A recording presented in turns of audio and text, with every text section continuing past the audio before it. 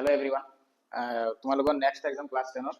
maths আছে সেইকাৰণে অলপ ইজি ট্ৰিক্স কেইটা শৰ্ট কোৱেশ্চন তোমালোকক বুজাবৰ কাৰণে এইটো ভিডিও বনাই আছো অলপ ভালদৰে চাবা তোমালোকৰ বহুত ইম্পৰ্টেন্ট কোৱেশ্চন এইটা ফাৰ্স্ট কোৱেশ্চন কি আছে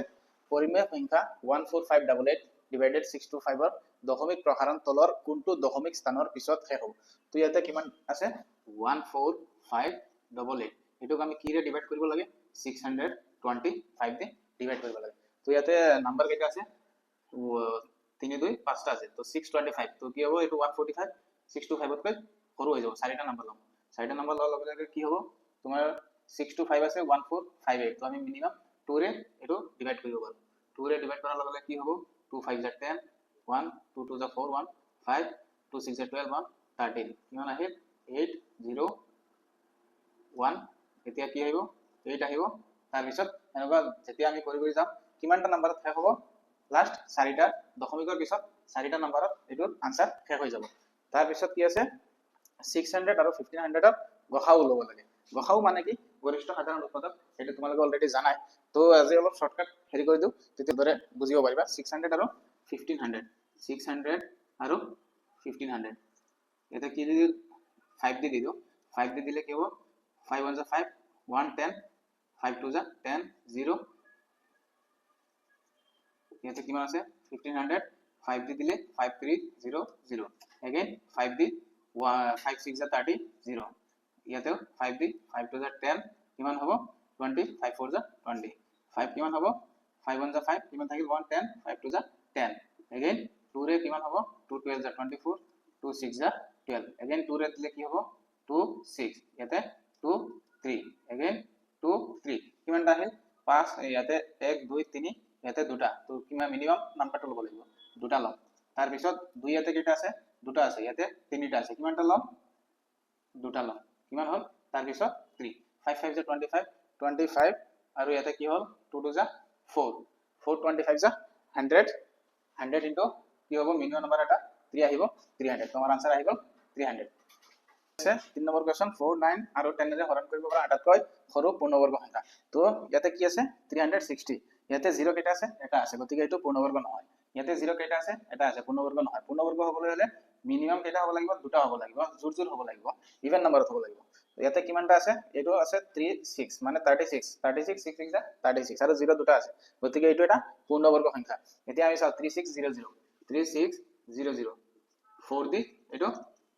4 9 36 এটো ডিভাইড হ'ল তাৰ পিছত 6 দি যদি চাও 6 6 36 এটো ডিভাইড হ'ল আকৌ 10 দি 0 0 ক্যান্সেল কিমান থাকিল 360 তো আমাৰ তিনিটা দি এটো নাম্বাৰ ডিভাইড হৈছে গতিকে কি হ'ব এটো 4 9 আৰু 10 ৰে হৰণ কৰিব পৰা আটাইতকৈ সৰু পূৰ্ণবৰ্গ সংখ্যা হ'ব 3600 তাৰ পিছত কি আছে 26 169 ৰ গসাউ কিমান আছে 13 আছে এতিয়া লসাগু কি হ'ব ইয়াতে চোৱা শৰ্ট ট্ৰিক এটা আমি ইউজ কৰো ইয়াতে নাম্বাৰ কিমান আছে 26 আৰু 169 তো অলৰেডি 169 আমাৰ আছে গতিকে এটো নাম্বাৰ 169 তকৈ সৰু হৈ গ'ল এটো সৰু হৈ গ'ল এটো তো অলৰেডি মানে গসাউ আছে গতিকে এটো ল'ব নোৱাৰো এটো ল'ব নোৱাৰো এটো ল'ব নোৱাৰো শৰ্টকাট কি আহি যাব 338 অটোমেটিক্যালি আমাৰ লসাগু আহি গ'ল নেক্সট কোৱেশ্চন কি আছে আমাৰ কোৱেশ্চন নম্বৰ 5 তলৰ কোনটো ৰৈখিক বহুপদ নহয় আমি কি জানো ৰৈখিক বহুপদ হ'বলে ঘাত 1 থাকিব লাগিব ইয়াতে ঘাত 1 আছে ইয়াতে x ৰ ঘাত কিমান আছে 1 আছে ইয়াতে x ৰ ঘাত 1 আছে গতিকে এই তিনিটা ৰৈখিক বহুপদ হয় ইয়াতে নহয় বুলি কৈছে তো আনসাৰটো কি হ'ব x² + 3 আমাৰ আনসাৰ আহি গ'ল তাৰ পিছত নেক্সট কোৱেশ্চন কি আছে x² + bx + c বহুপদটো দ্বিঘাত বহুপদ হোৱাৰ শৰ্ত কি দ্বিঘাত বহুপদ হ'বলে কি হ'ব লাগিব এটো এৰ মান 0 হ'ব নোৱাৰে 0 বহাই দিলে এটো দ্বিঘাত নহব যদি b ৰ মান আমি 0 বহাই দিও তো এটো দ্বিঘাত সমীকৰণ বহুপদ নহব আৰু c ৰ মান যদি বহাই দিও 0 তো কি হ'ব এটো বহুপদ নহব দ্বিঘাত সমীকৰণ হ'ব কিন্তু বহুপদ নহয় সেইকাৰণে আমাৰ আনসাৰটো কি হ'ব a not equal 0 b not equal 0 c not equal 0 আনসারটো ডি নম্বৰ তিনিটা তাৰ পিছত আছে এটা দ্বিঘাত বহুপদৰ সাধাৰণ আৰ্হি কি হ'ব ইয়াতে চোৱা x ৰ ঘাত কিমান আছে 2 আছে ইয়াতে কিমান আছে 3 আছে ইয়াতে নেক্সট 2 আছে নেক্সট 1 আছে ইয়াতে কি আছে x ৰ ঘাত 3 আছে নেক্সট কি আছে 1 আছে তো এটো নহব এটো কি আছে x ৰ ঘাত 3 আছে ইয়াতে 2 আছে নেক্সট নাই এটো তাৰ পিছত কি হ'ব আমাৰ আনসাৰটো এতিয়া কি পালো এটা দ্বিঘাত বহুপদৰ সাধাৰণ আৰ্হি কি হ'ব এইটো হ'ব আনসাৰ নেক্সট কি আছে 4u² + 8u শূন্য কেইটাৰ পূৰণফল কি হ'ব শূন্য হ'ব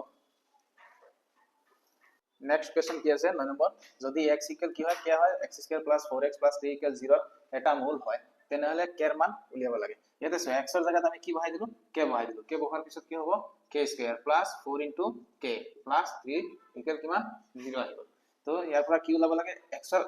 এটা মূল উলিয়াব লাগে এটা মূল হলে কি হ'ব k স্কয়ার ইকুয়াল কি হ'ব 3 আছে ইয়াতে প্লাস 3 আছে এটো হেটো সাইডত গলে কি হ'ব -3 হৈ যাব তো শর্টকাট আনসারটো উলিয়াব পাৰো ইয়াৰ পৰা প্লাস 3 আছে গতিকে অটোমেটিক্যালি -3 আহিব নেক্সট কি আছে 64x স্কয়ার -1 ইকুয়াল 0 এর ধনাত্মক বাস্তব মূল এতিয়া সো এটো যদি আমি ইকুয়াল 0 আছে ইকুয়েশনটো অলপ দীঘলকে লিখি ললো 64x স্কয়ার -1 ইকুয়াল কিমান আছে 0 আছে এতিয়া কি লিখিব পাৰো ইয়াৰ পৰা 64x স্কয়ার ইকুয়াল কি হ'ব 1 হ'ব x স্কয়ার ইকুয়াল 1/64 এতিয়া সা যদি আমি x স্কয়ার পৰা এটো স্কয়াৰটো উঠাই দিম স্কয়াৰ ৰুট কিমান আহি যাব 1/8 আমাৰ আনসাৰটো কি হ'ব আনসাৰ নম্বৰ সি কি শর্ত সাপেক্ষে ax square plus 5x plus 7 equal 0 এটা দ্বিঘাত সমীকরণ হ'ব ইয়াতে সোৱা কি উলিয়াব লাগে দিছে দ্বিঘাত সমীকৰণ হ'বলে কি হ'ব লাগিব x ৰ ঘাতটো 2 হ'ব লাগিব ইয়াতে সোৱা x ৰ ঘাত যদি আমি 2 পাবলৈ হয় তেতিয়ালে যদি এর মান লেস দেন হৈ যায় এটো নহব লেস দেন যদি 0 হৈ যায় এটো নহব এর মান যদি গ্রেটার দেন 0 হয় এটো নহব গ্রেটার তাৰ পিছত কি আছে a ইকুয়াল 0 a ইকুয়াল যদি 0 বহাই দিও ইয়াতে কি হৈ যাব 0 into x স্কয়ার কি আহি গল ইয়াতে 0 আহি গল তো এটো 0 আহাৰ লগে লগে এটো দ্বিঘাত নহব গতিকে আমাৰ answer a not equal 0 next কি আছে দুটা ধনাত্মক ক্রমিক অযুগ্ম সংখ্যাৰ পূৰণফল 483 ইয়াতে কি কৈছে অযুগ্ম সংখ্যা আৰু ইয়াতে অখণ্ড সংখ্যা তো ইয়াতে ম্যাক্সিমাম স্টুডেন্ট ইয়াতে এটা কনফিউজন আইব পারে যে ইয়াতে তো দিয়া আছে অযুগ্ম কিন্তু ইয়াতে আছে অখণ্ড তো এটো আমাৰ তো আনসারটো ইয়াতে নিমিলিব কিন্তু কনফিউজ হ'ব নালাগে অযুগ্ম মানে কি যিবোৰ সংখ্যা যুগ্ম নহয় জোড় সংখ্যা নহয় জোড় নহলে কি হয় অযুগ্ম আৰু অখণ্ড মানে কি যিবোৰ সংখ্যা নিজে নিজৰ উৎপাদক সেইবোৰ অখণ্ড সংখ্যা হয় ইয়াতে কিমান আছে আনসাৰ 483 মানে দুটা পূৰণফল তো ইয়াতে সোৱা শৰ্টকাট যদি ট্ৰিক ইউজ কৰিব যায় বহুত স্টুডেন্ট এনেকুৱা হয় যে কনফিউজ আহি যাব 9 7 যা 63 লাস্ট 3 এটো আহি যায় 3 1 যা 3 এটো 3 আহে এটো তো 3 আহে এটো তো 3 আহে গতিকে অলপ কষ্ট কৰি মাল্টিপ্লাই কৰিলে ফার্স্ট কি আছে এতে 21, 23 21 23 3 1 যা 3 3 2 যা 6 2 1 যা 2 2 2 যা 4 3 8 4 আহি গল আমাৰ আনসার তো আনসারটো হ'ব number A 21, 23 next question number 13 কি দিয়া আছে যদি sin θ = cos θ হয় তেন্তে θৰ মান কি হ'ব ইয়াতে কি আছে sin θ ইকুয়াল cos θ আমি কি জানো এটো সাইডত লৈ আহো sin θ / cos θ ইকুয়াল কি হ'ব 1 হ'ব তো আমি কি জানো ফর্মুলা sin θ / cos θ ইকুয়াল কি হয় tan θ ইকুয়াল 1 তো tan কিমান ডিগ্রি মান 1 হয় tan 45 ডিগ্রির মান কি হয় 1 হয় আমার आंसर কি হ'ব সি নেক্সট কি আছে cos square 60 plus sin square 60 এর মান কি হ'ব cos 60 এর মান কি হ'ব cos 60 এর মান হল 1/2 আৰু sin 60 এর মান কিমান √3/2 কি আছে স্কয়ার আছে গতিকে স্কয়ার দি দিম কিমান আহিল 1/4 প্লাস 3/4 কিমান হ'ব 4/4 কি আহিল আমাৰ आंसर সি 1 নেক্সট কি আছে তলৰ কোনবোৰ অৰ্ডিনাৰী ইয়াতে কি আছে cot 0 এর মান আমি জানো tan 45 এর মানও জানো কিন্তু sin 90 এর মান জানো কিন্তু sec 90 ডিগ্রির মান কি হ'ব অনির্ণয় হ'ব sec 90 ডিগ্রির মান উলিয়াব নোৱাৰো গতিকে এটো অনিৰ্ণয় নেক্সট কি আছে তলৰ সম্পৰ্কবোৰ কোনটো সত্য sin a / cos θ = cot a নহয় এটো নেক্সট কি আছে cos a / sin a = sec নহয় cosec / sin a = cos নহয় কি হ'ব আমি ফর্মুলা জানো sin θ divided by cos θ equal tan θ গতিকে আমাৰ আনসার নাম্বার কি হ'ব b হ'ব sin a / cos a equal tan a